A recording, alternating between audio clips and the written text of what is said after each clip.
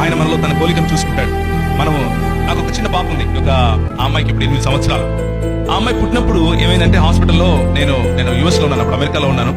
త్వరగా వాళ్ళు ఫోన్ చేశారు, మీ ఆవిడకి ఆపరేషన్ చేయాలి, వెంటనే రావాలి అనగానే సర్లే అని చెప్పేసి త్వరగా వెంటనే బయలుదేరి వచ్చా.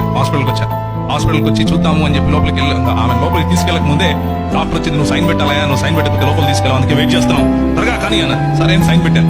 కానీ లోపల ఒక రకమైనటువంటి ఆశ, చూడాలి నా బిడ్డను చూడాలి ఎలా ఉంటుందో, ప్రార్థన చేస్తున్నాను. ప్రభావ నాకు ఇంకొంచెం శక్తిని, నేను లోపలికి రావచ్చా అని అడిగితే డాక్టర్ అది లేదు, ఇది అమెరికా కాదు ఇండియానే, లోపలికి రావడానికి వీల్లేదని.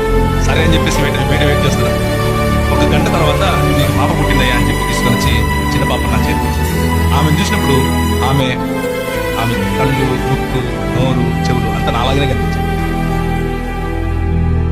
కనిపిస్తుంది.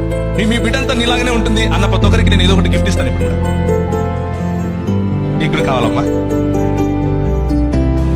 దేవుడు కూడా అంతే, మనల్ని చూసి వీడు నాలాగే ఉన్నాడు అని అనుకోవాలి అనుకుంటాడు. ఎవరైనా చూసినప్పుడు వీడు అచ్చం వీళ్ళు నాయనలాగా ఉన్నాడు అని అంటే మన తండ్రులకు ఎంత సంతోషమో, మన ప్రభువుకు కూడా వీడి దేవుడు లాగానే ఉన్నాడు అని చెప్తే ఆయనకు సంతోషం.